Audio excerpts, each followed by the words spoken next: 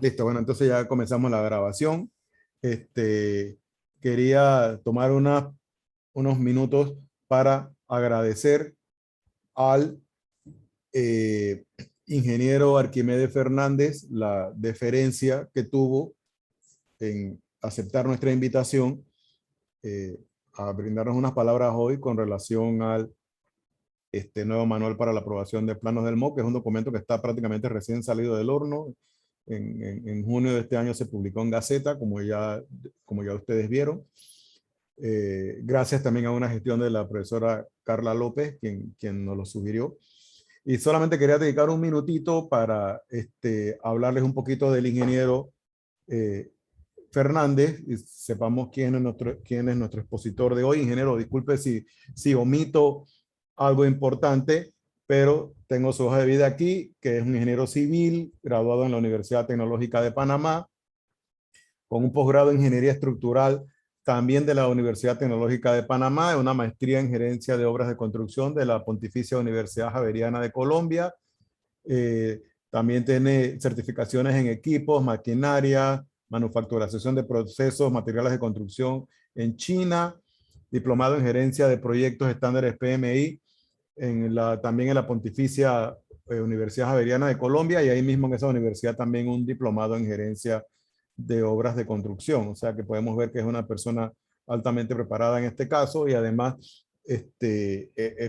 profesor, es docente en la Facultad de Ingeniería Civil de la Universidad Tecnológica de Panamá, y tiene experiencia laboral como residente de obras en estructuras nacionales, gerente de proyectos en constructora Corcione, asesor de infraestructura en ICA, en el Ministerio de Obras Públicas, que es el tema que más nos interesa hoy. Dirección Nacional, ha sido director nacional de mantenimiento, coordinador de plantas de asfalto, etcétera. También en el Ministerio de Vivienda y Ordenamiento Territorial, asesor y coordinador nacional de proyectos de ingeniería y arquitectura, entre otros cargos y otras posiciones que ha ocupado el ingeniero Fernández. Así que es una persona idónea totalmente para hablarnos hoy sobre este tema, que nosotros mismos no lo conocemos mucho, ingeniero. Así que nuevamente le agradecemos, solamente recalcándole que tenemos estudiantes de arquitectura, de las materias de planificación urbana. Así que por ahí es que va enfocado nuestro tema, básicamente a la aplicación. Como vi que es un documento bastante largo, más de 300 páginas, la aplicación iría enfocada sobre todo al área de nosotros, y específicamente a la planificación urbana, ¿no? Quizás en combinación con el nuevo manual de urbanizaciones que se publicó el año pasado. Correcto, correcto. Muchas gracias, arquitecto. Muchas gracias a todos los estudiantes pues, de la Universidad de Panamá, de la Facultad de Arquitectura. Voy a compartir pantalla, arquitecto. ¿Cómo no? ¿Está habilitado?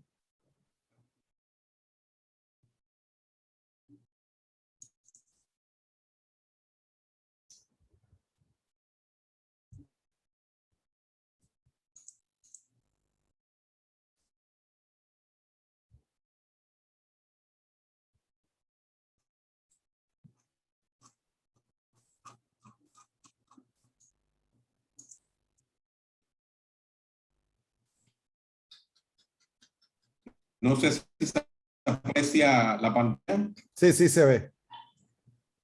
Sí se ve el PowerPoint. Excelente. Bueno, estoy agradecido pues, de la invitación que me hace el profesor con los estudiantes de urbanismo de la facultad. Bueno, lo primero que les quiero comentar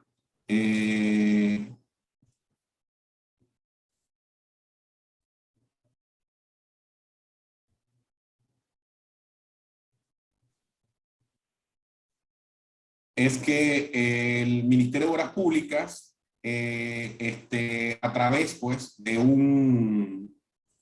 la primera página que me había colocado,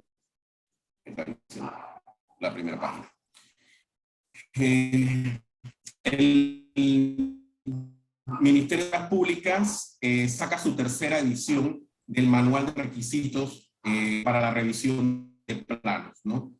Es importante que tenía tiempo el ministerio de no sacar una revisión. La revisión anterior era la segunda edición y no se sacaba una nueva revisión esta misma. Este manual de requisitos de revisión de planos, ¿para qué es útil? Este manual es importante para cuando ustedes van a hacer urbanización. Y de estas urbanizaciones, ustedes tienen vías y tienen servidumbre, en la cual pues el Ministerio de las Públicas tiene competencia sobre las mismas. Por lo tanto, ustedes pues en sus proyectos, sea trabajando como estudiante en una compañía o cuando ya sean profesionales idóneos, se tienen que relacionar bastante en este manual. Esto no es la única regla que hay, el único documento. Hay otros documentos más, hay documentos del Ministerio de Vivienda, hay documentos que tienen que ver con mi ambiente, hay una serie de documentos que juntos son necesarios pues a lo que tiene que ver con la aprobación de una urbanización o una barriada o una vialidad privada construida pues por un promotor. Entonces, estas prácticamente son las reglas referentes a eso en conjunto con otro tipo de documentos, tanto municipales como a nivel nacional, sean del MIBIOT, sean pues de SINAPRO, sea de distintas instituciones. Entonces es importante. En esta tercera edición, el Ministerio de Obras Públicas invitó a distintas organizaciones para poder lograr este documento. Como esta es la portada del documento, se llama Manual de Requisitos para la Revisión de Planos, tercera edición, Ministerio de Obras Públicas. En este documento se invitó a distintas instituciones, como podemos apreciar, tenemos que se invitó a la CAPAC, a Convivienda, a la ATTT, el de Panamá, que es el principal municipio, Convivienda, Mi Ambiente, la Espía, la UTP, entre otros, ¿no? Y se hicieron mesas en las cuales nos reuníamos todos los martes de 9 de la mañana a 1 de la tarde para poder crear esta nueva versión del manual. En el caso mío, pues a mí me tocó ser el único representante por parte de la Sociedad Panameña de Ingenieros y Arquitectos, a la cual pertenezco, y pertenezco también igual al Colegio de Ingenieros Civiles, que es uno de los 3 colegios que aglutinan la Sociedad Panameña de Ingenieros y Arquitectos de Panamá. Esta tercera edición, pues, prácticamente trae, se puede decir, 5 capítulos. Estos 5 capítulos, está la parte de la introducción, que habla más bien cómo es el proceso ahora con esto de la virtualidad. Esto aceleró en muchas instituciones que se hiciesen ciertos procesos vía web, vía computadora, y se hicieron adecuaciones de muchas instituciones con ayuda de la AIG, que es uno de los componentes del Estado para hacer documentos de trámite en vía electrónica. Prácticamente el segundo capítulo habla de los cambios, pues en la segunda parte tiene que ver con los cambios de los primeros 3 capítulos. Después viene la parte de inclusión de un nuevo capítulo, porque antes se tenían 4 capítulos y ahora son 5, unas modificaciones y unos requisitos mínimos para calles y pluviales, y por último unas conclusiones y observación. Como primer punto, pues una introducción del proceso de manual.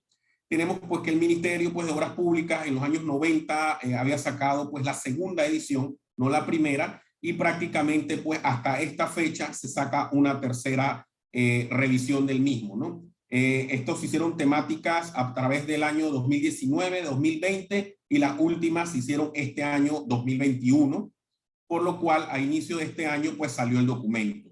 El documento pues consta de 5 capítulos: aspectos generales, definición, disposiciones legales, procesos de revisión de plano y la guía de cumplimiento, que a su vez tiene 16 artículos. El manual contiene 343 páginas y 5 capítulos en total. Los cambios en los primeros 3 capítulos, que son aspectos generales, definición y disposiciones legales, ¿no? En esto prácticamente pues va relacionado pues a las leyes que se aplican, que le dan pues la vida jurídica en Gaceta Oficial pues a este documento de cumplimiento. De ahí viene la inclusión pues del capítulo 4, que es ahora la parte que comenté, que es de revisión de planos, que se trató pues de hacer de alguna forma pues a través de la página web del MOB, en el cual pues ustedes ahí pueden introducir sus planos, darle seguimiento, hacer una trazabilidad, ver qué ustedes tienen pendiente, qué comentario le hace la institución que se debe de corregir, entre otras cosas. Y esto pues prácticamente es como un flujograma de todo lo que tiene pues cuando a la hora le toca a ustedes tramitar dentro de la institución, pero como le digo, tiene la versatilidad que es prácticamente, pues hay un porcentaje muy grande que se hace vía digital. De ahí vienen las modificaciones ya del capítulo 5. El capítulo 5 ya viene siendo ya el grueso, la parte fuerte que tiene que ver con la parte técnica en general. En esta pues se ve las partes de los mínimos de calles, aceras, ciclovías, ciclorrutas, estacionamiento, transporte público, vulnerabilidad, servidumbre, cordones, pluviales y estructuras, entre otros.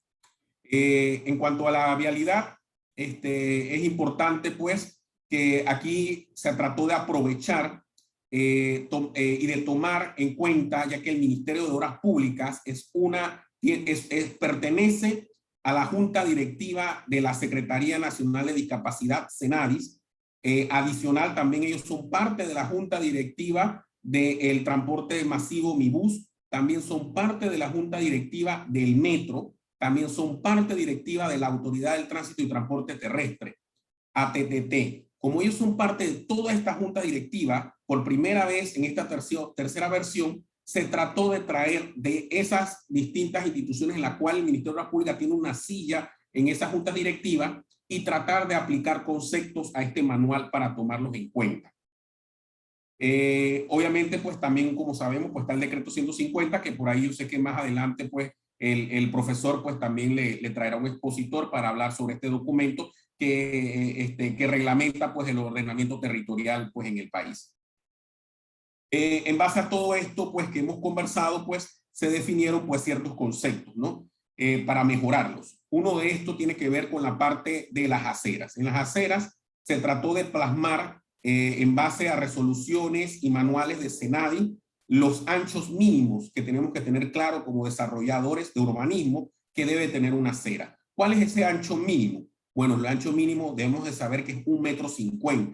Toda acera debe de cumplir mínimo con 1,50 m. Podemos ser más generosos, podemos tener aceras de 2 metros, 3 metros, pero ese mínimo. ¿Y ese mínimo de dónde surge? Es un mínimo ya comprobado internacionalmente que una persona que esté en una silla de ruedas y vaya en esa acera pueda hacer un giro de 180 grados seguro, sin sentir peligro de que se está cayendo en el borde de la acera y pueda regresar seguramente. Entonces, eso es importante.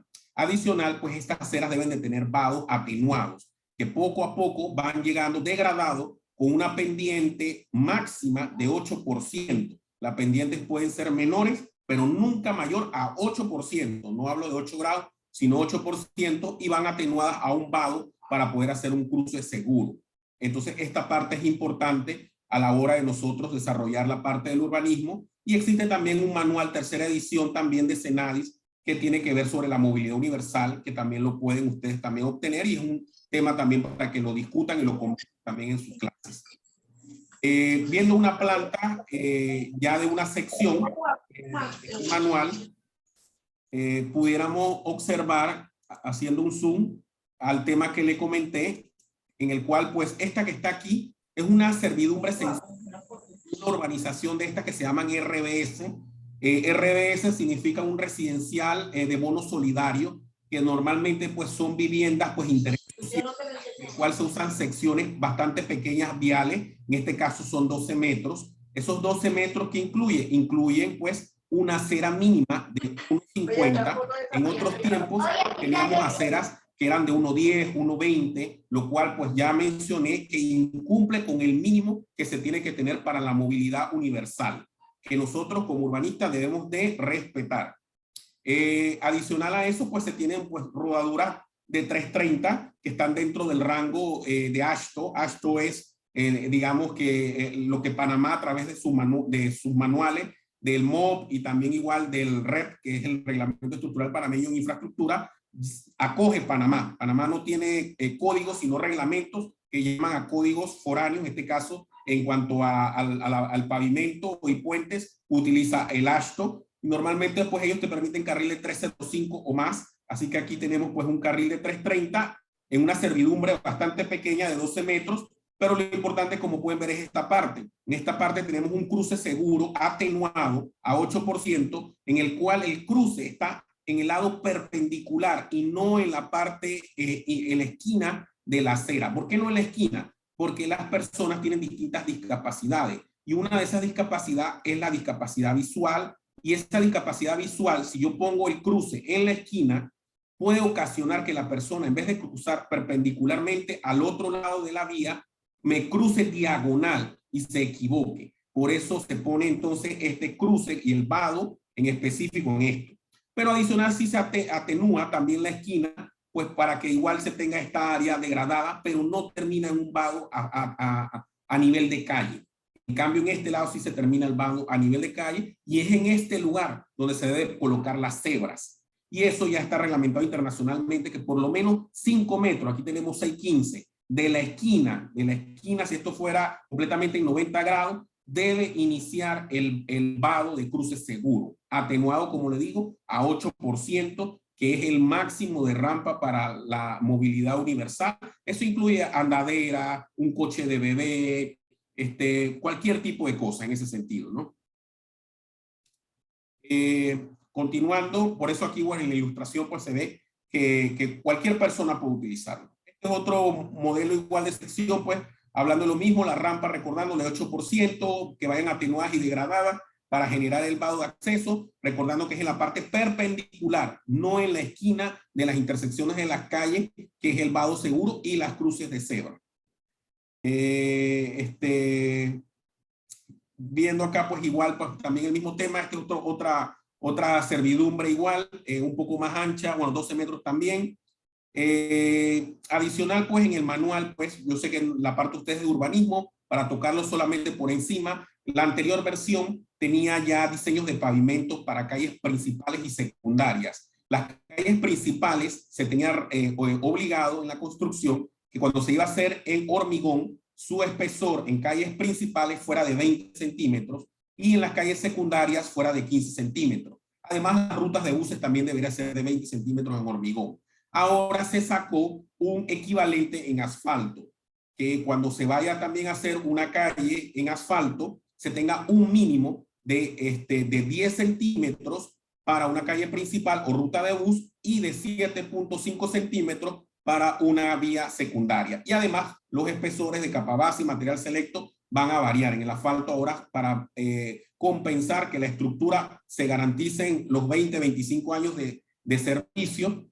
Son mucho más espesas, mucho más un espesor mucho mayor que lo que tienen en hormigón.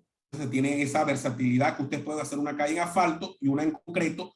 No es que antes no se podía hacer, pero antes los diseños, y normalmente el promotor se inclinaba al asfalto porque te ponía una carpeta de 5 centímetros, lo cual era muy vulnerable y no tenía en realidad la equivalencia real en cuanto al pavimento de hormigón con cemento tipo Portland.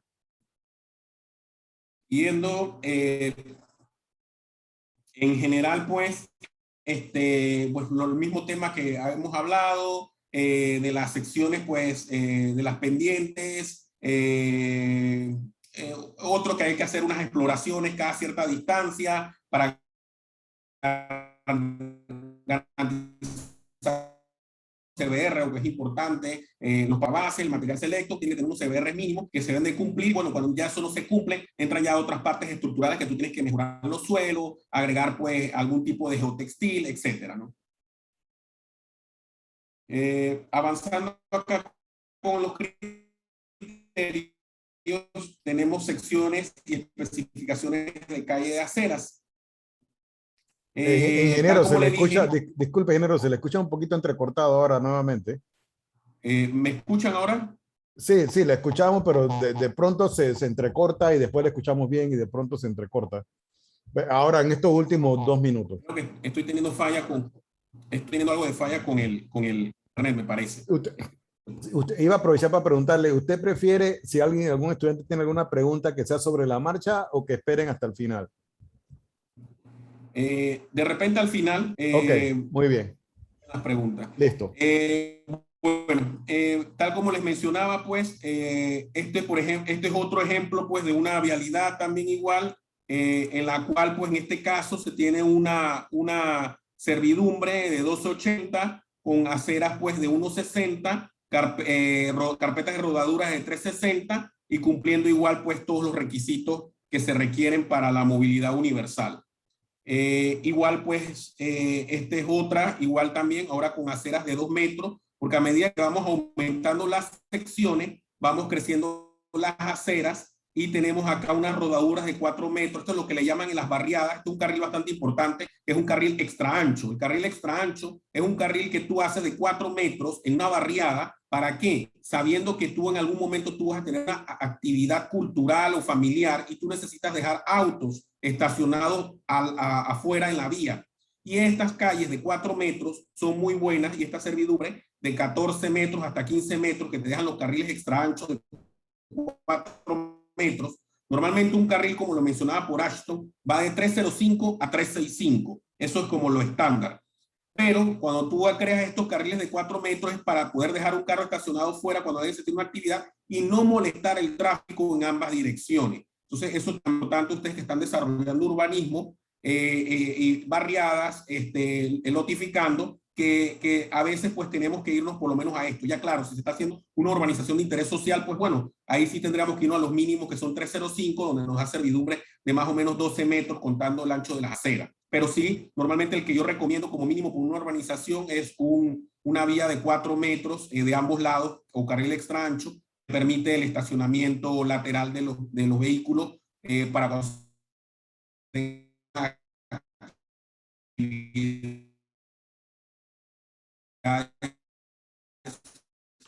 Ahorita no le escuchamos nuevamente. Ahorita nuevamente no le escuchamos, ingeniero. Bueno,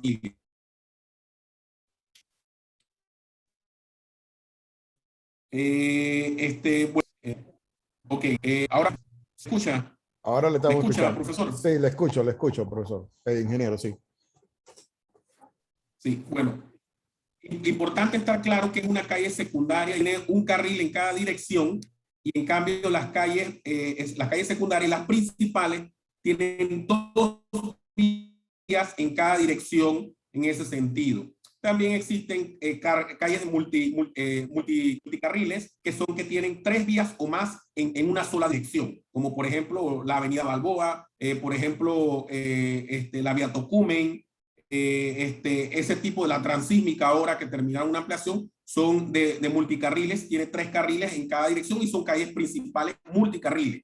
Esta que está aquí es una calle secundaria, tiene un carril en cada dirección, eso es importante. Y en cambio acá, esto que está aquí es una calle principal, tiene 2 carriles en cada dirección, podemos apreciar la sección, es una sección de 20 metros. Esta sección de 20 metros tiene 4 carriles de 320, una acera de 2 metros 20 y lo mismo, el mismo principio, tiene el lugar de cruce seguro perpendicular a más de 5 metros o 5 metros de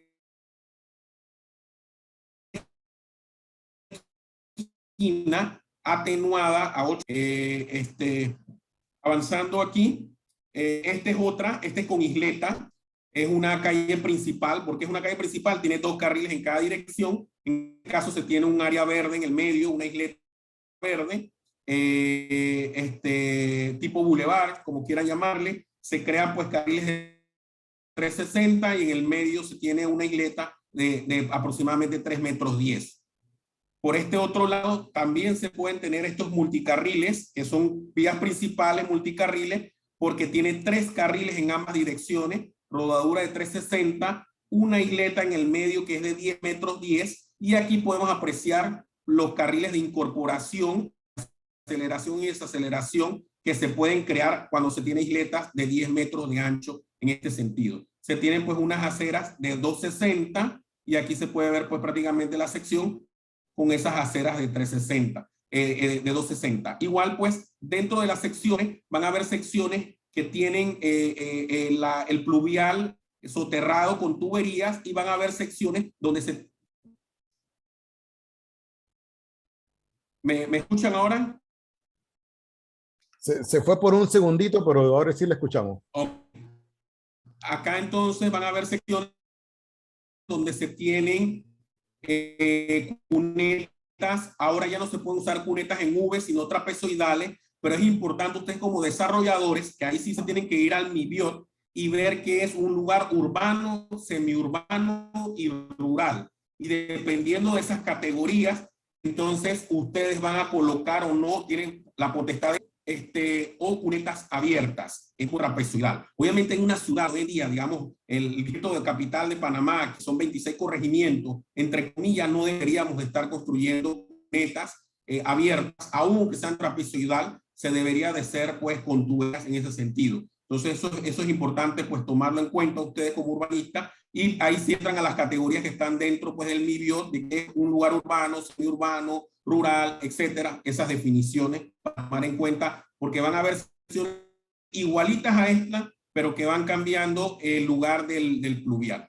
Ingeniero, Bueno, una opción podría ser, disculpe que le interrumpa, si apaga su cámara, porque no es necesario que la tenga encendida ahorita, quizás también usa menos ancho de banda y mejora también el sonido, podría ser. ok, gracias por el consejo, la apagué.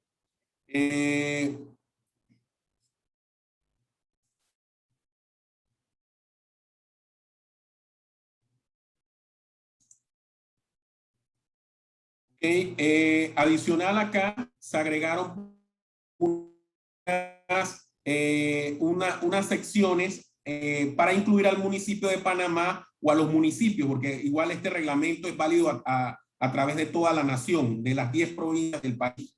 Y se incluyeron tipos de estacionamientos públicos, cómo uno puede crear estacionamientos públicos cuando uno va desarrollando una urbanización o una barriada. Uno de los estacionamientos que se dieron son estilo como digamos vía Argentina, con estacionamientos pues laterales. En ese sentido podemos apreciar, se tiene la vía de un carril en una dirección, y se tiene pues estacionamiento aquí a los lados de costado. Esa es una de las soluciones. Tienen carriles aquí, hay aceras amplias de 1,90 m y se crean estos estacionamientos. Se tiene esta otra con otra sección, pero al final es lo mismo.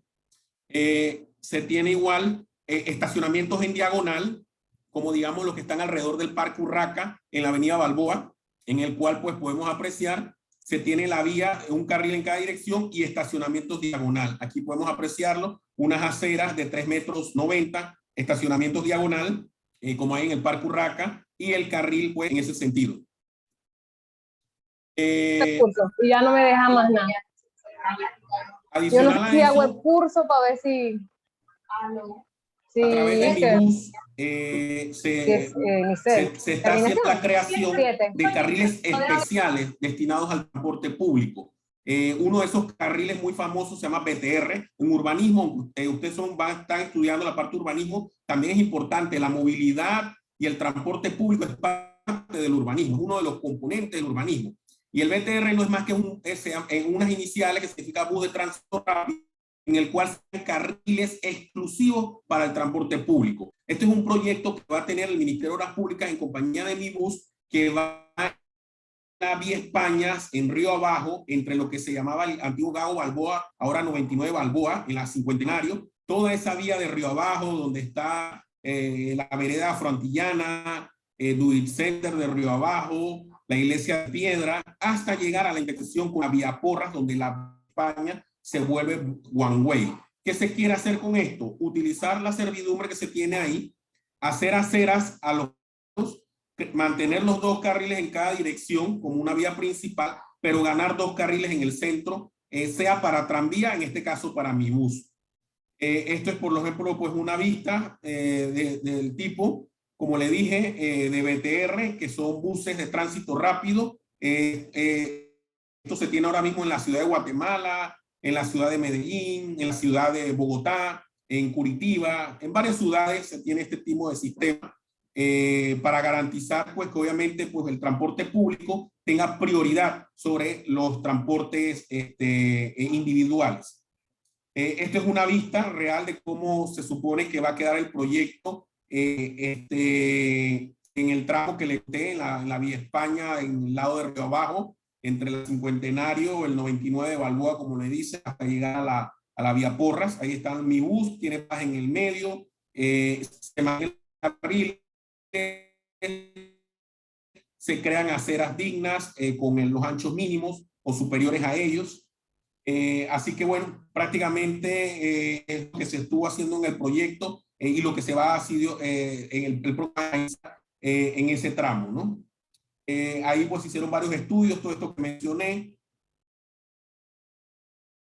mencioné, y esto es una sección creada para mi bus. Como les mencioné, aquí se puso ilustración, un tranvía, pero en vez de tranvía puede ser, como le dije, el bus, que va a ser así. Se tienen los carriles, se tienen áreas verdes, se tienen las aceras, se tienen vías, pues obviamente para los autos, ¿no? Eso se mantiene. Esta es otra sección igual, que también igual podemos apreciar, en el cual se tienen dos carriles, se tiene las vías públicas exclusivas para el transporte público, y en este caso es una sección de 40 metros, que es aproximadamente la que se tiene en la vía España, en ese tramo de río abajo. Adicional a eso, pues, se tienen secciones y especificaciones para calles de acera, tal como hemos mencionado. Se incorporó ya formalmente lo que es ciclovías y ciclorrutas, que tenemos que estar claros cuál es la diferencia, porque a veces mencionamos ciclovía y ciclorruta, y no es, al final obviamente sirve para el transporte de bicicletas, pero hay grandes diferencias entre una y la otra. Una va integrada a la calzada de rodadura y va al nivel de la calzada de rodadura, que puede ir separado por algún elemento, y la otra va integrada a la acera o al andén, o sea que va al nivel del peatón. Y esa es la diferencia entre una y la otra, que es importante. Ahora vamos a ver unos ejemplos, pero por ejemplo en esta sección, que es una sección de 50 metros, podemos apreciar cómo tenemos 4 carriles viales, tenemos área de ciclovía de un lado, área de ciclovía del otro lado, tenemos acera y tenemos estacionamiento público. Entonces, ¿cómo podemos lograr? Mira, aceras aquí, estacionamientos paralelos, vía pública para los autos, todos los componentes urbanos que podemos en 50 metros desarrollar. Entonces, esto es importante. Estos son secciones creadas que se deben utilizar cuando los bunistas van a desarrollar y si quieren hacer algún proyecto similar a este. Adicional, pues ya viene la parte que les mencioné de ciclovías y ciclorrutas. Aquí se dan pues cuáles son los anchos mínimos. Cuando hay, además de ciclovías y ciclorrutas, hay dos conceptos también, cuando son unidireccionales y bidireccional. Unidireccional es cuando se hace un ancho mínimo para que una bicicleta vaya en una sola dirección. No puede haber cruces de dos bicicletas. ¿Por qué? Porque de repente en la otra acera la puedes utilizar y habilitar también con ese ancho mínimo, para que entonces, así como los carros, en el otro sentido venga la otra bicicleta. O puedes tener bidireccional, que creas un espacio suficiente para que las dos bicicletas puedan ir en ambos sentidos en un mismo espacio. Ese es bidireccional y unidireccional. Se creó una tabla para las ciclovías y las ciclorrutas, estos anchos mínimos, tomando en cuenta lo que le comenté, la bidireccional y unidireccional, y también tomando en cuenta elementos que separan cuando la ciclovía o la ciclorruta va a altura de la rodadura o de la calzada de los autos, o va a la altura del andén o de la acera. Eso es importante, que se colocan unos separadores dependiendo, ¿no? Aquí podemos pues apreciar un ejemplo pues ya del tema. En este caso se puede apreciar que las bicicletas están a la altura de la rodadura de la calle, y las bicicletas tienen un elemento de 20 centímetros de separación. En este caso se le llama ciclorruta, porque esta ciclorruta, el nombre es porque va a la altura del nivel de la vialidad, de la calle. Acá podemos tener otro ejemplo donde tenemos una unidireccional. Está la misma bicicleta a la altura de la calle. La primera no tiene separador entre el auto y la bicicleta, pero lo que se hace es que se pone una señalización horizontal, que significa pintura en el pavimento, para delimitar y señalar que ese espacio es exclusivo para el ciclista. Y en la de abajo se tiene un elemento como por ejemplo en la avenida Ecuador. La avenida Ecuador es una avenida que queda frente a la avenida Balboa y que termina en la iglesia Don Bosco de Caledonia. ahí se tiene un elemento separador. Y es unidireccional porque la bicicleta va en sentido.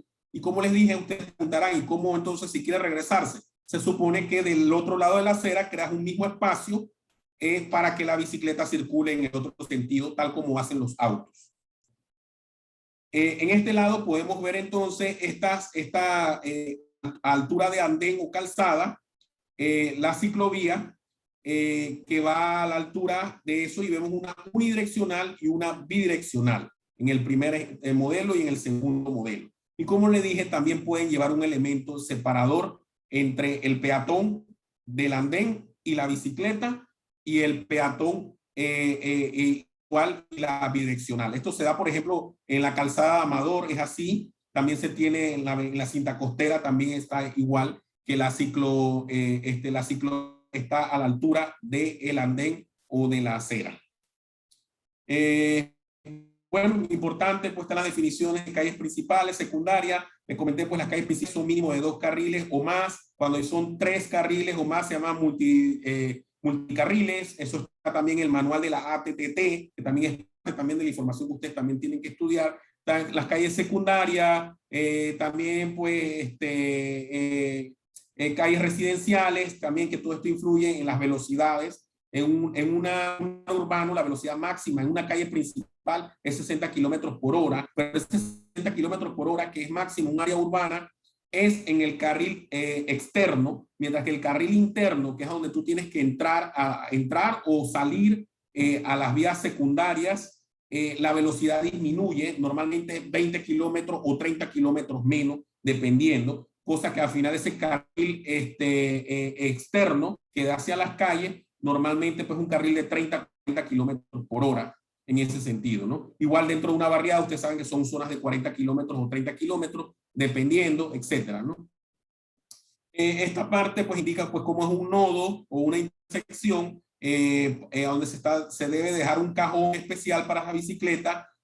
Ahí se tiene la ciclovía o la ciclorruta al lado del auto, pero se deja un espacio para que el ciclista pues pueda aparcar pues su bicicleta mientras que espera el semáforo o lo que sea.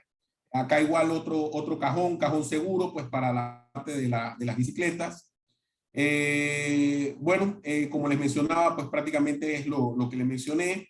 Estas van a ser las secciones. Estas son unas secciones que se tienen para ciclovías o ciclorrutas y van a apreciar pues más de lleno lo que les comentaba. En este caso se tiene una vía principal de 2 carriles en ambas direcciones. Estos carriles que están aquí son los de aceleración y desaceleración, porque este es tipo bulevar donde se está dejando en el medio una isleta.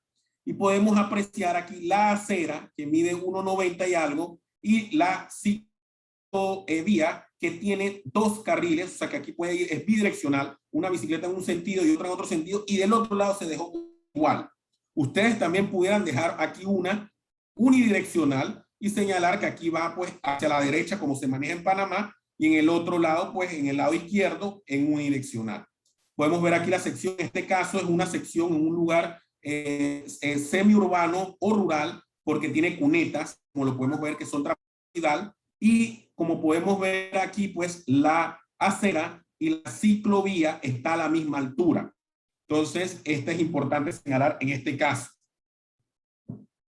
Tenemos este otro que está acá, también igual, muy similar también, en el cual pues se tiene igual en la sección una isleta, 2 rodaduras en ambos sentidos, una calle principal, se tiene una acera, una ciclovía bidireccional por el ancho que estamos viendo, y es muy similar pues al otro y la área verde en ese sentido, ¿no? Y aquí podemos ver que la ciclovía y la acera está a la misma altura del andén en ese sentido. En esta que está aquí, sí está en el pavimento. Esta es una y se tiene pues en un área urbana o semiurbana, porque la semiurbana tiene la ventaja que puede ser utilizar pues el pluvial soterrado con tubería o cuneta. Yo recomendaría que el semiurbano y el urbano siempre se haga, porque al final el semiurbano termina pasando por densidad a un lugar urbano. Pero bueno, al final son costos con las promotoras, ¿no? En este sentido, podemos ver la isleta, los 2 carriles, y vemos la vía, y vemos la diferencia aquí en la sección. Mientras que la acera o el andén está a una altura, la rodadura de la ciclorruta, la palabra ciclorruta, no ciclovía ahora, está a la altura de la rodadura y tiene un elemento que la separa, en este caso. Y se crea ese carril exclusivo, importante. Se tiene también el tema de las calles sin salida, que es muy importante, los martillos, en el cual pues se crean pues nuevos martillos. Normalmente este es el martillo clásico, cuando terminas en los últimos lotes, tienes un lote a la izquierda y uno a la derecha, tiene el lugar aquí para el giro. Esta es una de las servidumbres más pequeñas, que son de 12 metros. Pueden apreciar que aunque es de 12 metros, que normalmente estas servidumbres son para residenciales RBS, residencial de bono solidario, o sea, casas de intereses sociales.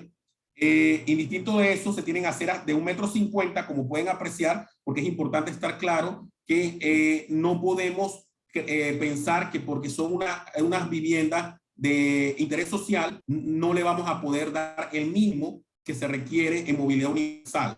Entonces, tenemos que estar claros que toda la sociedad necesita tener esos mínimos para cumplir con la movilidad universal. Y este es otro tipo de martillo que se está incluyendo ahora, que no estaba antes, el cual solo se sacrifica un lado de un lote y del otro lote no.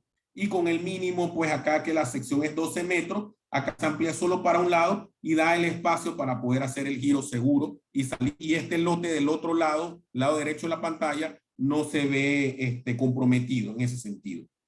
Este es otro ya con una sección un poco más grande, una sección de 15 metros, que ya es una sección un poco más, con esa carril extra ancho, que son los carriles de 4 metros que permiten que uno estacione carros lateralmente, aceras generosas de 2,20, pero por lo menos estamos cumpliendo con el mínimo.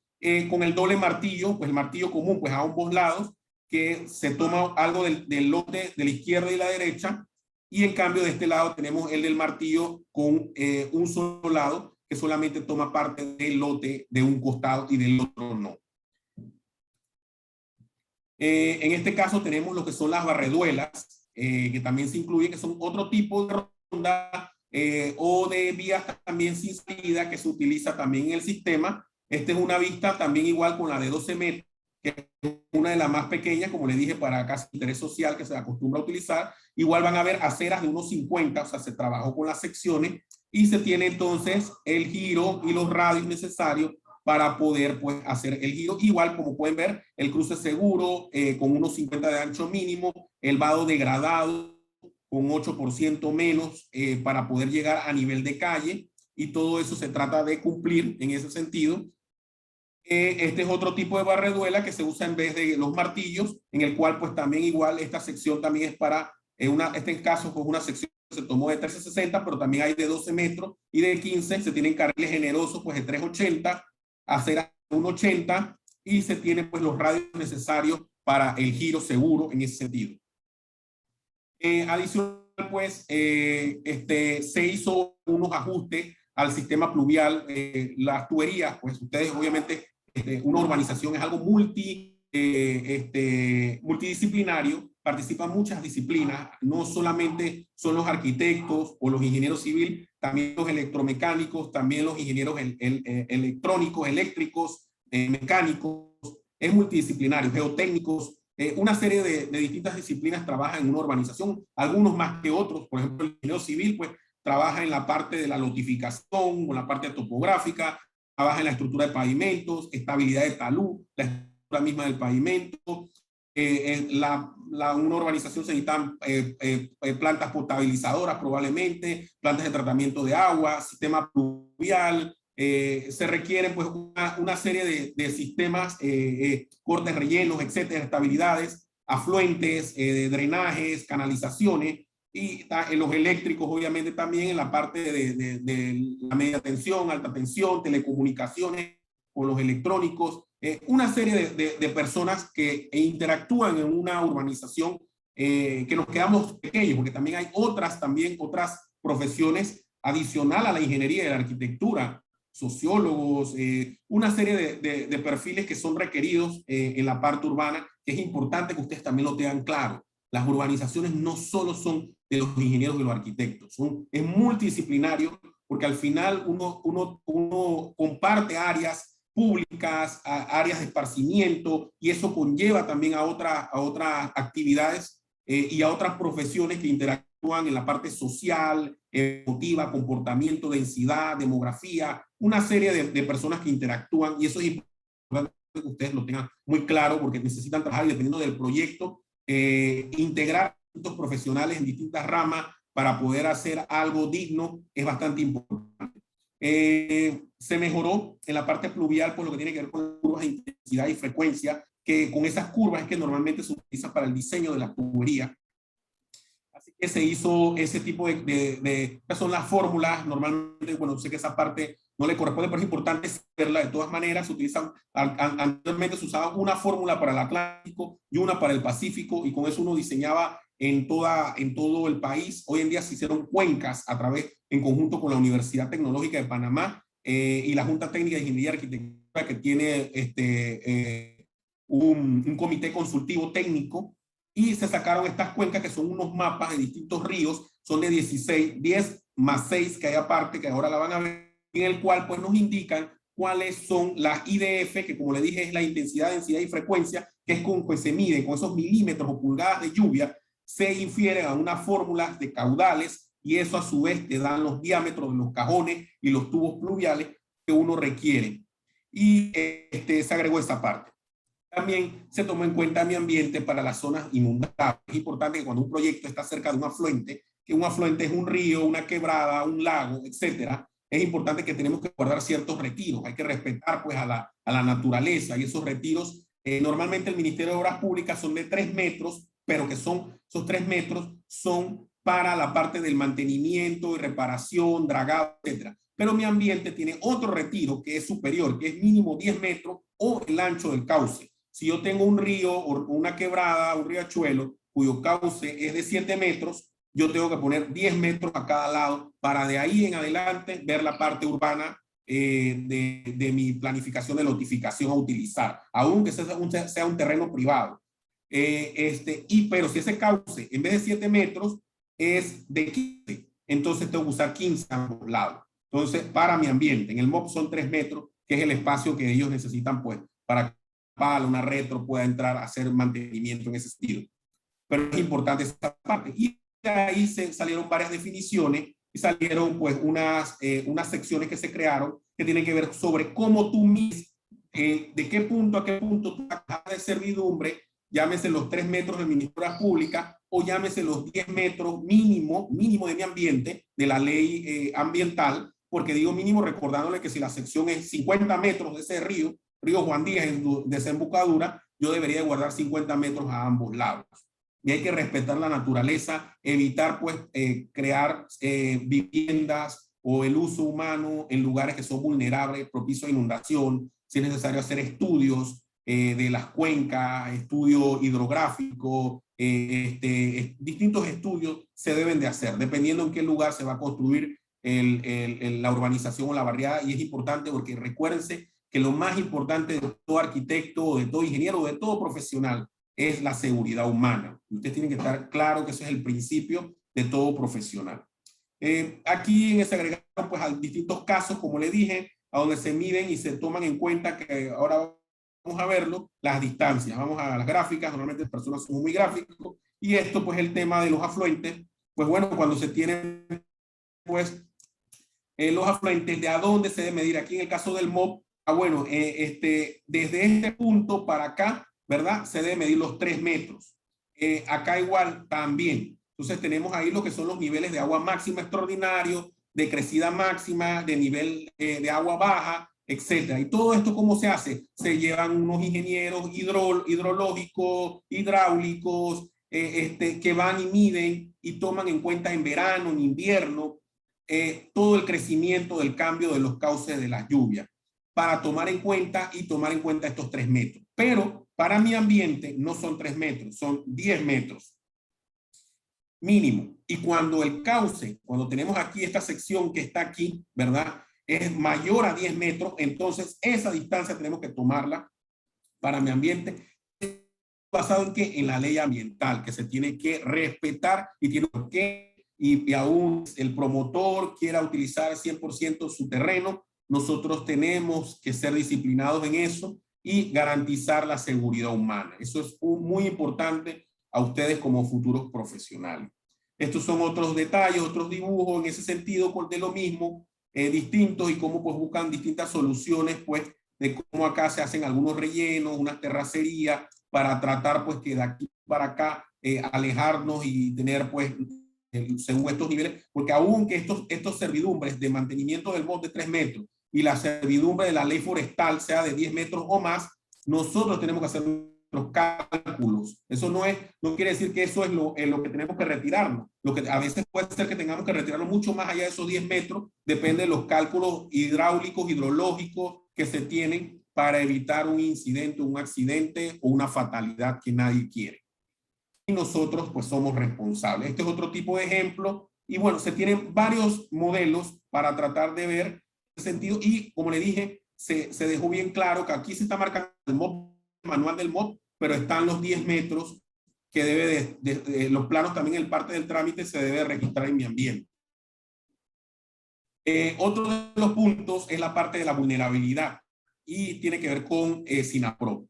Nosotros cometemos muchos errores de que se dejan a veces construir casas muy cerca de los afluentes, también en malos rellenos, en la cresta de un talud o en la parte de abajo inferior de un talud, lo cual es peligroso.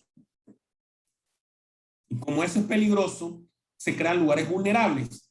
Entonces, para eso, el ministerio ha creado una serie de mínimos cuando son estas viviendas en talud, tanto la parte horizontal como vertical, en lo cual se tienen que hacer estudios geotécnicos de estabilidad de talud si es necesario. Y se pone un concepto mínimo. Por ejemplo, cuando se tiene hasta un H mínima de 1 metro, creo que es 1,50 m, 1,75 m, ahora lo vamos a ver. La casa tiene que, si está en la cresta del talud, en la parte superior del talud, hay que alejarla. Y si está en la parte inferior del talud, hay que alejarla del talud. Y estos gráficos los van indicando. En este caso hay dos gráficos, uno cuando las pendientes son de 45 menos, uno cuando son de 45 o más. Sería esta otra gráfica. Y lo importante es la H, voy para acá, creo que me la pasé, que es 1,75, hasta 1,75, después 1,75 tienes que contratar un profesional en geotecnia para garantizar y hacer tu estudio y estabilizar el talud. Ya con la estabilización del talud, tú pudieras acercar la casa más cerca o pegada al talud, arriba o abajo, siempre y cuando al final se haya hecho una estabilidad que te diga y te garantiza, sea un muro a gravedad, sea a través de pilotes, sea de geotextiles, lo que al final se requiera muro pantalla, la técnica que se utilice. Avanzando, pues, como le dije, una de las ventajas de este manual es que le dio vida jurídica a la tercera edición del manual de discapacidad, y ya que ese manual no tiene una vida jurídica, en cambio el manual del Ministerio de Obras Públicas sí tiene, está en Gaceta Oficial. Y ahí se incluye y se hace un llamado a que cuando ustedes en algún proyecto quieran incluir para otras casas de discapacidad, ustedes puedan utilizar lo que tiene que ver con los podotáctil, que son más que losas o losetas especiales para las personas que tienen visión reducida o visión nula, que se colocan pues insertadas en las aceras, como ustedes las pueden ver cerca del metro, ¿no? O en las mismas estaciones del metro. Entonces se están regulando cuáles son los anchos mínimos, cuáles son los formatos, y los volardos. Cometemos errores que a veces queremos poner volardos en los lugares, pero hay una reglamentación. Esos volardos deben tener una altura mínima que van de 75 a 90 centímetros de alto. ¿Por qué? Porque si son muy bajos, como los tenemos en algunas regiones, nos podemos chocar con ellos y eso puede ser fatal, porque al tropezarme me puedo dar un mal golpe, puedo caer a la calle, y también hay una distancia mínima entre uno y el otro. La tercera edición, que los invito a que la vean, de el Senadis, pero que este manual la llama y le da vida jurídica. Ya acá se incorporan otros detalles al manual de los cruces, de las isletas, de la degradación, etcétera. Es importante que cuando usted haga sus diseños, tomar en cuenta que la mejor solución para el cruce de un peatón es a nivel de calle. Eso de puentes peatonales, eso es la verdad que no es algo muy digno, no está correcto en ese sentido, porque al final el peatón lo castiga subiendo mucho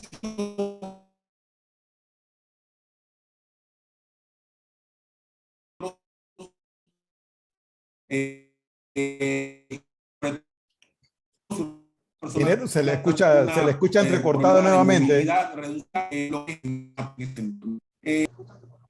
Se le escucha entrecortado. Ahorita le estábamos escuchando muy bien todo este tiempo. Ahorita se le escucha entrecortado nuevamente.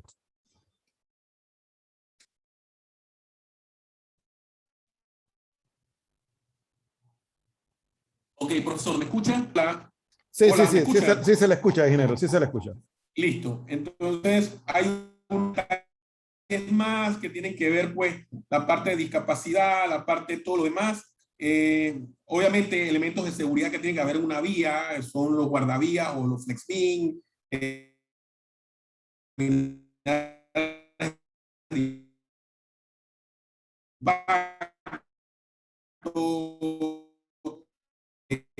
amortiguador de impacto, una serie de cosas que tienen que ver sobre medidas de seguridad. Ustedes están trabajando en el escenario, los profesores final, se le dio prioridad pues el compás a la ATTT, a la CENADIS, al NIBIOT. Se espera hacer una revisión en los próximos 4 años y eso se dejó plasmado. Y como le dije, al final lo que se busca es que la estrella en una urbanización o una barriada sea el peatón, el ciudadano. Nosotros no nacimos en un carro y no siempre vamos a estar en un carro y tenemos que disfrutar nuestra ciudad. Y para poder disfrutar nuestra ciudad tenemos que hacer una ciudad con mejor calidad. Y si podemos hacerla superior a los mínimos estándares que tenemos en ancho de acera, en pendientes, en rampas, en vado, en áreas verdes, pues debemos de tratar de hacerla dentro de lo posible, porque al final es triste tener una ciudad que no sea caminable, que no sea amigable, que solamente pues podemos tomar fotos en drones, en aviones, pero no la podemos recorrer. Así que prácticamente es importante llegar a la sensibilidad de ustedes. Ustedes son los futuros profesionales. Algunos de ustedes de repente ya laboran en compañías, en firmas de arquitectos, de ingenieros, apoyándolos técnicamente, pero es importante esa sensibilidad, que la estrella es el peatón. Y bueno, al final pues estas son las clásicas pirámides que tenemos que estar claros cómo es la pirámide, que muchos a veces en Panamá es al revés. El carro es la prioridad, el carro va sobre las aceras no existen, tenemos aceras de excepción, unidades como por último el vehículo individual. Tenemos que tener claro siempre ese concepto, crear áreas verdes generosas, parques, etcétera, en nuestros proyectos y tener ese pensamiento que nosotros queremos tener esas ciudades. Cuando vamos a otros países vemos que sí lo tienen y cuando regresamos acá no las queremos tener y queremos estar solamente sobre el auto. Así que es importante ese cambio es importante y viene de ustedes. Acá yo les muestro un pequeño cuadro de algo que, bueno, hace poco se aprobó, pues, que es uno de los temas que también sé que también por ahí lo tocará también el profesor. Tiene que ver sobre el nuevo PLOT, el Plan Local de Ordenamiento Territorial del Municipio de Panamá. Este plan, pues, obviamente, pues, se crearon, pues, nuevas zonas o áreas por medio de densidades que van pues densidades de 500, 1000, 1500, 2000 personas por área, por hectárea. Y todo este plan metropolitano es muy bueno porque el país necesita crecer, esto es importante, el desarrollo y todo, pero sí es importante también tener claro que donde se tienen infraestructura existente, que son viejas, antiguas, fueron creadas para una capacidad. Si no se hacen las mejoras en estas infraestructuras existentes, entonces vamos a darle a la ciudad problemas y más problemas. Yo no puedo tener un lugar como, por ejemplo, San Francisco de la Caleta, o tener un lugar como Carrasquilla, que fue diseñado en los años 50, en los años 60, dependiendo del lugar, y que fue diseñado unifamiliar o bifamiliarmente para edificios pequeños, 3, 4 plantas, y pretender poner un edificio grande sin hacer una modificación a la infraestructura. Si yo no le doy la capacidad a esa infraestructura con los mínimos, entonces yo estoy aumentando el problema de inundación, problemas de aguas negras, problemas de basura, problemas de deterioro de la carpeta de rodadura, problemas eléctricos, de falta de agua, una serie de problemas. Y es importante que ustedes estén claros porque hace poco se aprobó pues un nuevo plan local de ordenamiento territorial. El plan pues crea un gran mapa, pero lamentablemente en ese plan no se incorporó una matriz, ¿verdad?, de infraestructura pública existente. ¿Qué quiere decir eso? Que el plan no es que no se puede tomar en cuenta para crear infraestructura de alta densidad en los sectores, y yo creo en eso, en el mercado libre y el aprovechamiento de los suelos en una construcción vertical. Pero eso tiene que ir acompañado de una mejora. Si el municipio te está dando una carta verde para que tú hagas un edificio de 40 pisos, de 20 pisos, de 30 pisos en un lugar, si no tengo esa infraestructura,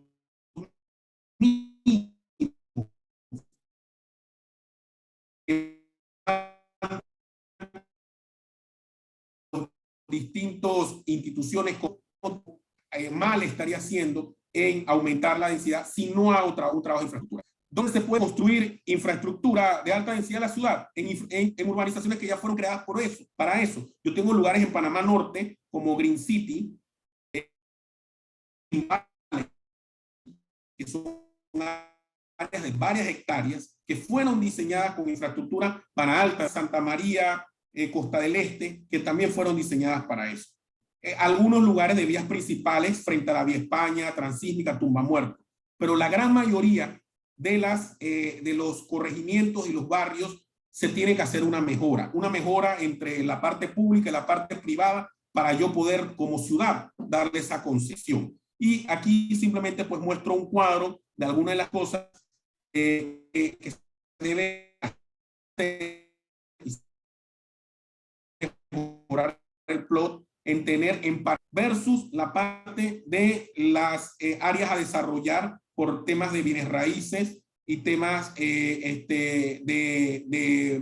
aumentar las densidades, que es positivo, pero siempre y cuando se tome en cuenta esto. Así que esto se lo dejo ahí, y hay unos mínimos que se tienen que si yo no los cumplo, si ya yo tengo un área que no la está cumpliendo, no tiene el espesor mínimo de pavimento, no tiene la cantidad de PCI de libras por pulgada cuadrada de agua, que no tienen la cantidad de capacidad eléctrica, no tienen la parte de capacidad vial en cuanto a los carriles que pueden causar un tráfico, un embotellamiento. Entonces, nosotros no deberíamos de construir o aumentar densidad en esos barrios, en esos lugares, hasta que no se hagan las mejoras. Y si se quiere hacer alguna infraestructura de alta densidad, que vayan a los lugares donde un planificador y un promotor hizo un desarrollo para esas capacidades.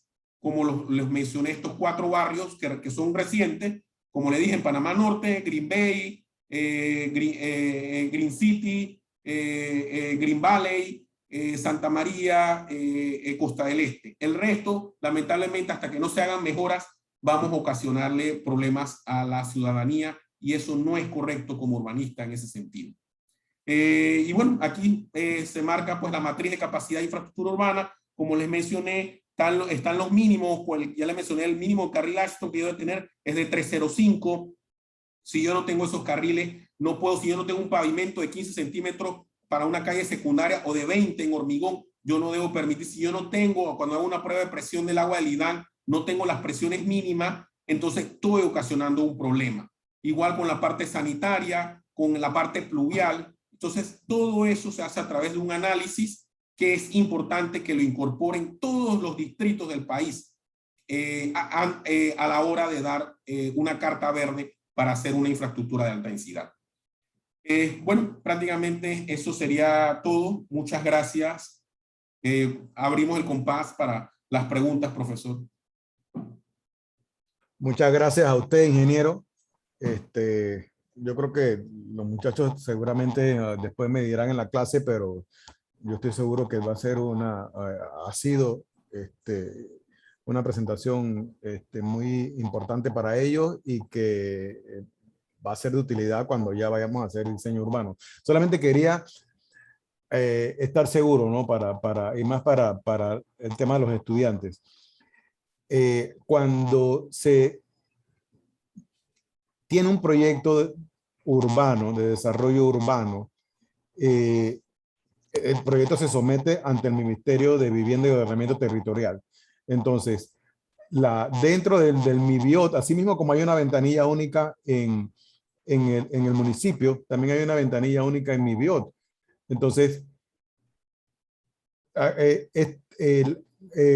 dentro de esa ventanilla única hay personal del IDAN, del MOB y de otras instituciones. La parte, a pesar de que es un desarrollo urbano, a pesar de que es un desarrollo urbano y que uno lo está sometiendo en el MIBIOT, el representante del MOB se basa en este manual para las aprobaciones del MOB. ¿Es verdad? ¿Es cierto eso? Así es, profesor. Como obviamente, pues, legalmente la custodia de la servidumbre. ¿Qué incluye la servidumbre?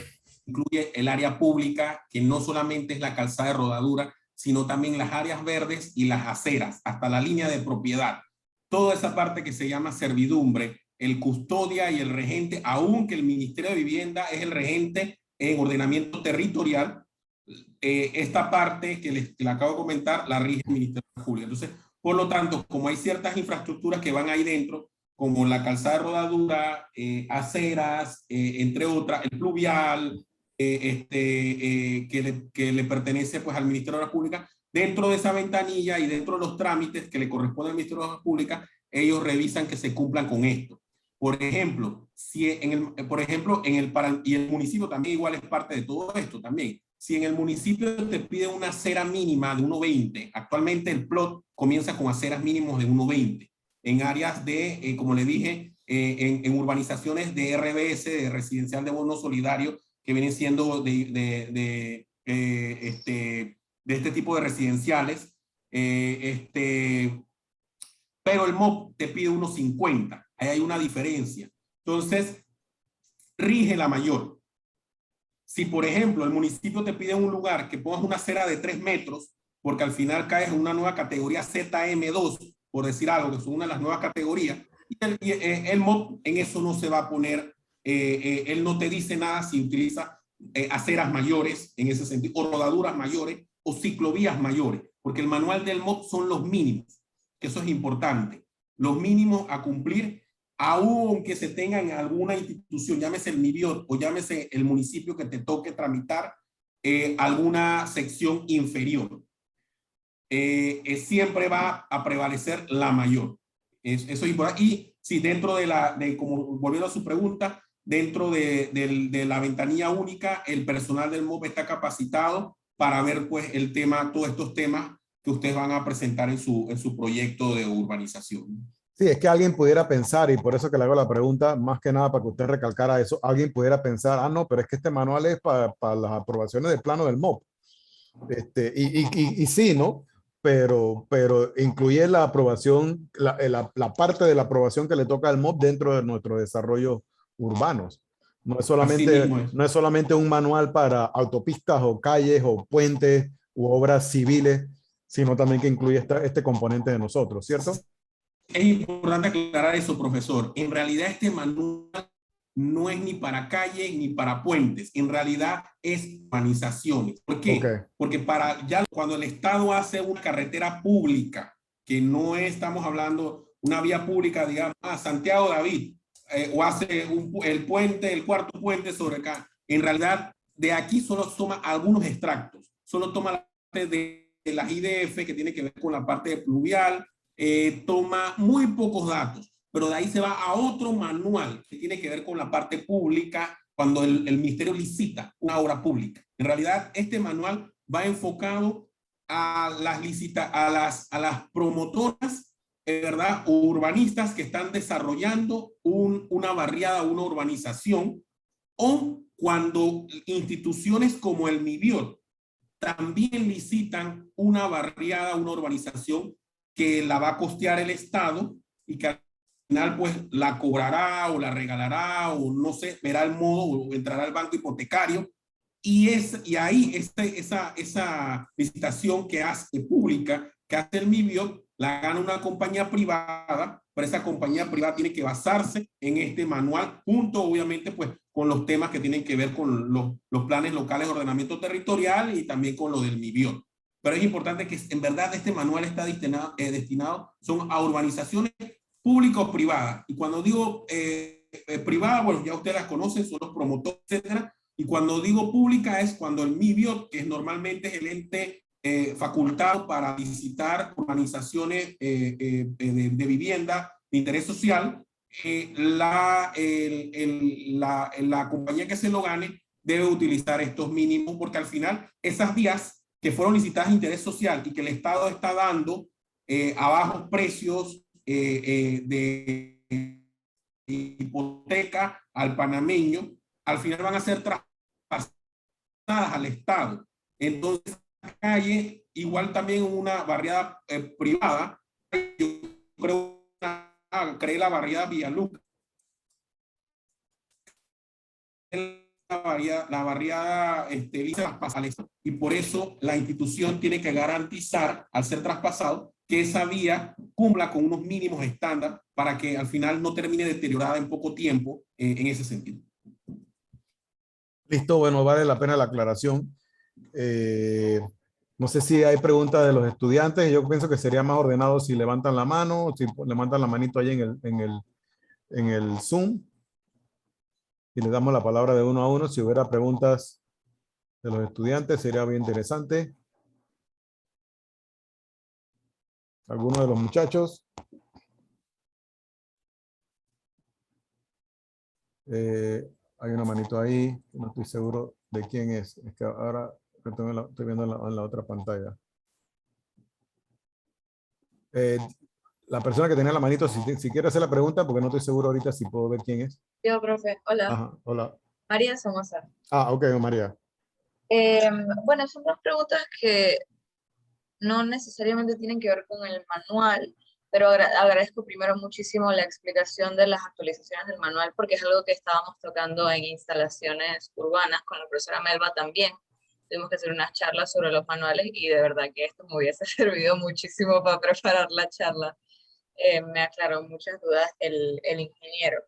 Tengo un par de, es más una confusión mía sobre conceptos que leí comparando este documento con otros del MIBIOT o con otros documentos PDFs que hablan también sobre normativas y urbanizaciones, y hay algunos documentos, sobre todo cuando se hacen referencias a normativas de las líneas del metro, que hablan de intensidad y densidad de una zona. Entonces no sé a qué se refieren y cómo eso influye en el diseño de las urbanizaciones. Dije, residencias de baja densidad y baja intensidad, y hacen como una separación de dos aspectos. Entonces, esa es una de mis preguntas, ¿a qué se refieren con eso y cómo eso afecta en el diseño urbanístico que estamos planeando ahorita mismo? Y la segunda es referente a algunas normativas que se regulan en la cuenca hidrográfica del canal, que ya entiendo también que son unas normativas especiales, y hacen referencia a muchos documentos a la cota 260. Tampoco sé cómo eso afecta, o sea, lo leo y no entiendo cómo afecta en estos aspectos de diseño urbanístico. Sí, gracias, María Verónica, consulta. Bueno, normalmente Panamá, ha cambiado bastante. Obviamente hace un poco tiempo atrás nosotros no teníamos, por lo menos en la ciudad capital y San Miguelito, un transporte masivo. Llámese primero el Metrobús. Acá eran concesiones, los Diablos Rojos. Todavía existen algunos, pero no son del distrito, los dos distritos principales, ni el distrito de Panamá ni el distrito de San Miguelito. Hay Diablos Rojos, ¿verdad? Son Diablos Verdes, que pertenecen al distrito de Chepo, que es otro distrito también de la provincia de Panamá. Que atraviesan pues, por la ciudad, y se tienen también a veces incorporación pues, de diablos naranjas que vienen de Arraiján y entran también a la ciudad. Pero hace poco Panamá no tenía transporte masivo, comenzando primero con el Metrobús. Era obviamente pues estos buses que ustedes saben que son estudiantes de secundaria de Estados Unidos, se traían, transformaban, se le aumentaba la cantidad de asientos, se disminuía el pasillo, una sola entrada, una sola salida. Al final, pues, el Estado pues, decidió sacar pues, a estos autobuses individuales o colectivos a través de prestatarias, etcétera, y creó pues, lo que se llama Mi Bus. Primero era una concesión privada, una compañía de Colombia, y después el Estado compró las acciones y se quedó 100%. Actualmente es una compañía pública, 100% de las acciones son públicas. Y eso al final, esa primera etapa de nuestro transporte en la ciudad, todavía, obviamente tenemos mucho que mejorar, pero eso fue un primer inicio un primer hito importante para la mejora, y todavía obviamente necesitamos mejorar mucho más, pero estamos mucho mejor que estábamos, digamos, 15 años atrás. Y este primer hito trajo consigo tocar temas que en Panamá no lo podíamos tocar en la parte de urbanismo, que tienen que ver sobre las densidades y las intensidades, en el sentido de que cuando se tienen lugares que se tienen paradas o zonas pagas, como se les llaman, o terminales de autobuses, metros, tranvías, estos lugares a la hora de desarrollar el urbanismo se toman en cuenta muchas consideraciones. Una de esas, por ejemplo, es tratar que la edificación que se haga ahí no tenga tantos estacionamientos, sino que se trate de que si tú tienes una parada de un autobús, tienes una zona paga, tienes una estación del tranvía, del metro, de lo que sea, transporte masivo en general, tratar de disminuir con la cantidad de estacionamiento para tratar de incentivar que las personas que compren en ese lugar, ¿verdad? Al final, utilicen este transporte público y no aportar a la ciudad más carros, que al final son temas individuales. Y ese concepto de individualismo, de mi auto, que apenas yo me gradúo, cuando yo comienzo a trabajar, quiero comprar un auto, porque al final pues pensamos de esa forma, que eso nos da libertad, etcétera.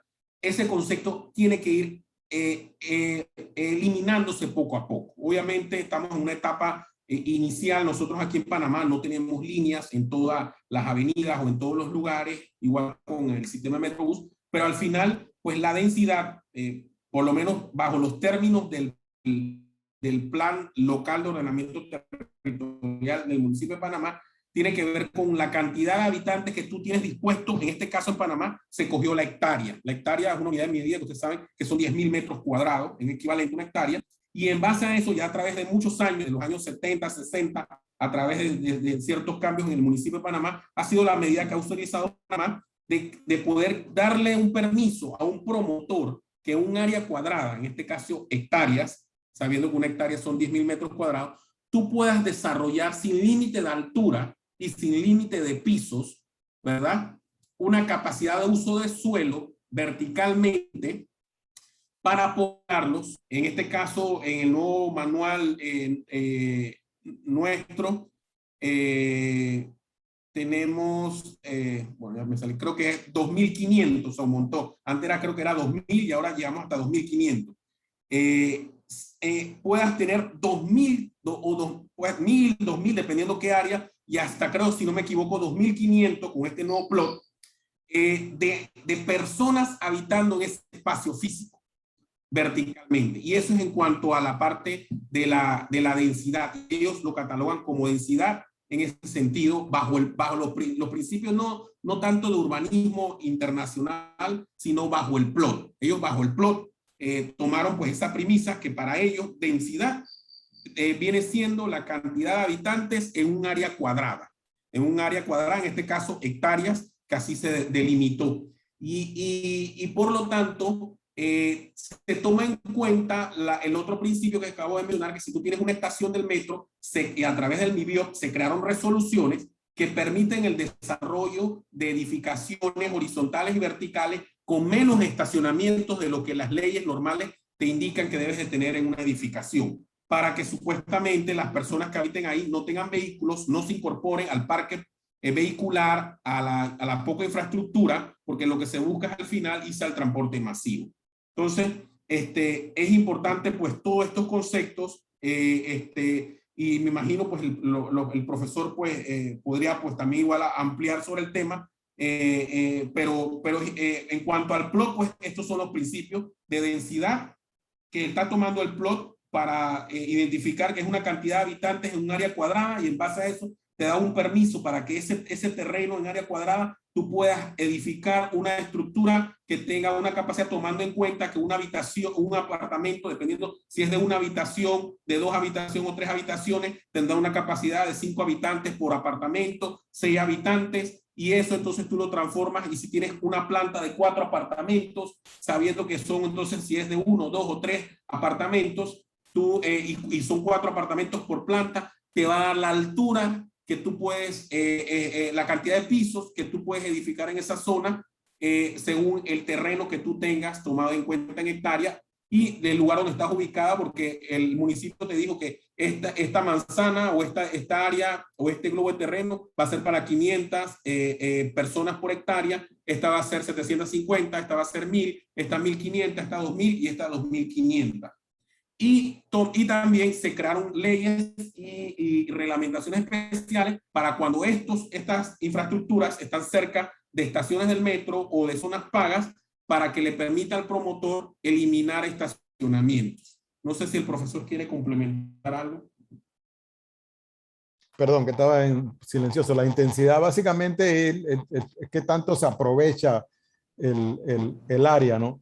Mientras que, como usted muy bien dijo, la densidad es un número neto de habitantes por unidad de área, pero la intensidad es el grado en que se aprovecha el área, tomando en cuenta las normativas de planificación urbana. Hay una diferencia ahí entre las dos, no es exactamente lo mismo. Listo. No sé si tienen alguna otra pregunta, alguna otra duda. Y bueno, lo que nosotros esperamos en el país, hace poco pues se avanzó también en San Miguelito. Hay bastantes problemas de infraestructura. Obviamente fue un lugar que no se desarrolló urbanísticamente, sino que pues nació espontáneamente pues de personas pues que al final pues no tenían los recursos para un terreno digno y fueron ocupando estas colinas. Y poco a poco al final pues las calles pues se desarrollaron con las áreas donde caminaban las personas, y hace poco pues está trabajando pues que varias compañías están interesadas en la parte de la licitación pues de un tranvía a esa zona, porque aplica más para un tranvía, un teleférico, aplica más a esos lugares que son complicados. No puedes llevar un transporte masivo. El mismo Metrobús actualmente que entra a San Miguelito le es complicado en esas pendientes, en esas curvas cerradas, horizontales y verticales que se tienen. Es muy peligroso. Muchas veces vemos noticias de autos que caen sobre las casas,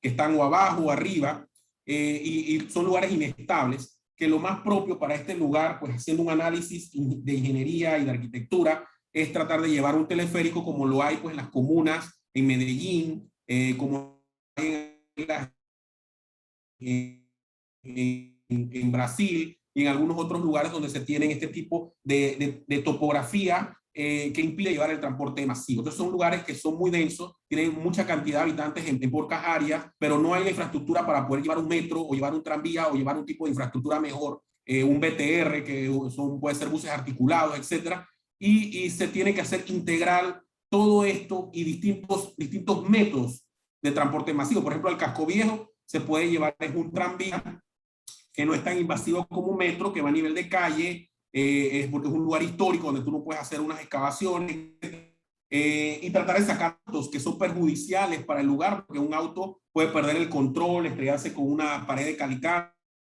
dañar el patrimonio de 350 años que tiene el casco antiguo. Entonces puede ser perjudicial. En cambio acá, pues en la parte teleférico, ya en la parte de la ciudad, ya el resto, pues como se está haciendo con el metro. En cambio, ustedes vieron que la línea 3 que se está trabajando en Arraiján, está usando otra tecnología que no es un tren tradicional de ruedas metálicas en vías férreas metálicas, sino otra tecnología que un vagón que tiene ruedas neumáticas abrazando una viga. ¿Y por qué? Porque cuando ustedes van del Puente de las Américas hacia Arraiján, ustedes van a ver que hay muchas curvas cerradas, están Loma Cubá, están varios lugares que se tiene una geometría horizontal y vertical que pide que las vías férreas sean la más correcta. Y por eso, a diferencia de línea 1 y línea 2, que muy bien pudiéramos seguir, pues, bueno, dirán muchas personas, tenemos un mismo tren que es de una misma fabricación, ¿por qué irse ahora a otra tecnología? Porque esta tecnología, normalmente el fabricante número 1 del mundo es una fábrica japonesa que se llama Hitachi, que produce estos monorrieles. Pero esto tiene que ver pues por la parte de las pendientes horizontales y verticales que se tienen, y al final pues un metro tradicional, que es un tren, porque el metro no es más que un tren en la ciudad, usa igual que el tren Panamá-Colón, usa ruedas metálicas a través de rieles metálicos, y es el mismo principio que el tren de Panamá-Colón. La diferencia simplemente es el ancho entre un riel y el otro riel, pero prácticamente es el mismo principio, un tren citadino en la ciudad. Pero para acá, pues la tecnología pues, que puede aprovecharse es esta que como le mencioné, es un equipo que tiene ruedas neumáticas abrazando una viga, en este caso de concreto. A veces puede ser una viga metálica, en este caso va a ser una viga de concreto. Y cada uno de esos se adapta, y donde están estas estaciones al final, que van a quedar, que son 14 estaciones, por ejemplo, en línea 3, los desarrollos de esos lugares a futuro, no los existentes, se le trata entonces de disminuir, pues, para incentivar a los promotores e incentivar el uso del transporte público a los compradores, la cantidad de estacionamiento. Ya eso es lo que supuestamente debemos apostar a futuro, de tener pues mejor transporte público masivo, mejor si el mismo es eléctrico, digamos mi bus también tiene un plan de cambio de los buses a buses eléctricos poco a poco porque es menos contaminante, y al final pues lo que buscamos es que todos podamos desplazarnos, toda la sociedad, los distintos estratos de la sociedad pueda entrar a un como lo hacen en Nueva York, como lo hacen en Chicago o lo hacen en Londres, y puedan pues utilizar y el auto pues disminuye en ese sentido.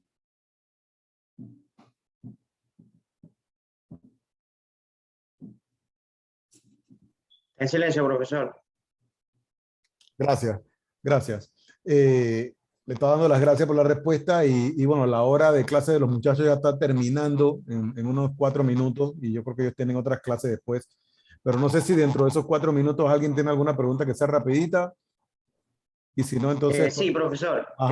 Bueno, orientado a lo que estaba hablando el ingeniero respecto a las zonificaciones que se revisaron en el reciente manual, en donde se está respetando lo que es la movilidad urbana y se busca reducir lo que son el uso del transporte individual en los megaproyectos que se están llevando a cabo, por ejemplo, la línea 3 del Metro de Panamá o la ampliación del tramo Lomacoa hacia Arraiján.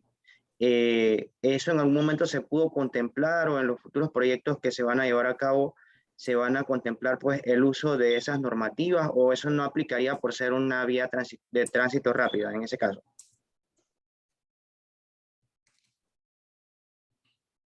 Bueno, ya en la vía de Lomacoa, como la ampliación pues, de la vía panamericana hasta el Puente de las Américas, ya es una vía que se licitó, 8 carriles, más bien pues obviamente sí fue enfocado en el auto. Esos 8 carriles son 3 carriles en cada dirección y en el medio van 2 carriles que van separados con paredes, con barreras tipo New Jersey, son las barreras de hormigón de concreto. Y esos 2 carriles en el medio son reversibles, dependiendo del tráfico. Como ustedes saben, en las mañanas las personas viajan de las ciudades dormitorios de Arraiján y Chorrera hacia la capital, pero en la tarde se da en el sentido contrario. Estos 8 carriles se planificó de que siempre vas a tener 3 carriles en una dirección y 3 carriles en la otra dirección. 3 carriles hacia la ciudad, 3 carriles hacia el interior. Pero cuando los 2 carriles que quedan en el medio, que no son 4 y 4, sino 3 y 3, y 2 en el medio encapsulados, con estas barreras de hormigón, que son carriles expresos, no para poder bajar en ningún lugar, se utilizan estos carriles y al final terminas teniendo 5 carriles, 3 más 2 en las mañanas para ir a la ciudad.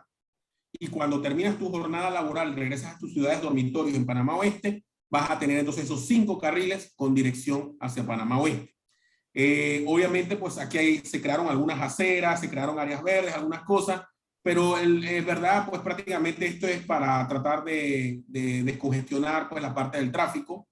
Panamá Oeste no tiene transporte masivo, no tiene ni siquiera mi bus. Allá, como les dije, usan el Diablo Naranja, o sea, buses de escolares de los Estados Unidos. No hay una nacionalización, vamos a poner así, del transporte masivo. En este caso, mi bus en Panamá Oeste. No lo hay. Obviamente, pues hacia eso debemos apuntar. Lo importante al final que el Estado, los gobiernos locales, la sociedad civil, los profesionales como ustedes de ingeniería y arquitectura, tengan esa visión que nosotros tenemos que emular, así como comenzó la ciudad capital de San Miguelito, que todavía le falta mucho, pero comenzó. Eso mismo tenemos que emularlo a las ciudades de Panamá Oeste, a capitales como David, Santiago, etcétera. Y comenzar pues a tratar de mejorar el transporte público, porque el transporte público es una columna vertebral muy importante de toda la sociedad, le da calidad de vida a las personas, te deja llegar a ti a tiempo a tu trabajo, regreso a tu casa, ir a tu universidad, a tu escuela, a tus hijos, a las citas médicas. La verdad es que eso al final crea pues da un gran alivio social, psicológico a las personas.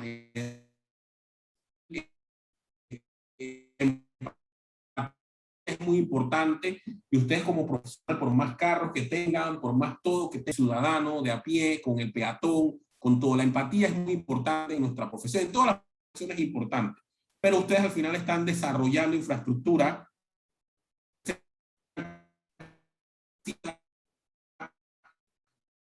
a una urbanización para que la use el ciudadano, y ustedes están desarrollando y tratar de dar lo mejor en cuanto a las áreas públicas, y verse ustedes en que al final no es que ustedes lleguen a su barriada o a su lugar a meterse en su casa y no tengan para poder caminar un área amplia o un área de parque o un área para disfrutar en ese sentido, ¿no? Entonces, todo esto conlleva que tanto la sociedad civil, los profesionales, los gobiernos locales que ahora pues los están empoderando, los municipios, y los gobiernos pues nacionales que cambian cada 5 años, estemos todos de acuerdo en que cuál es la ciudad y cuál es el país que queremos en cuanto a nuestras áreas para desenvolvernos y nuestro confort como personas. Entonces, mejorando el transporte, mejorando todo esto, tenemos calidad de vida. Entonces, todo esto va amarrado, cada una de estas cosas va entrelazada. Nosotros nos sentimos mejor, más productivos en nuestro trabajo, nos sentimos más felices. O sea, es un conjunto de cosas. Por eso le digo, al final todo esto es multidisciplinario. Esto no solo, ustedes no solo están estudiando arquitectura o urbanismo por algo pequeño. Ustedes tienen que ver al final, tienen que tener una visión más amplia, pararse desde el balcón y mirar la película con pedazos. Y que necesitamos de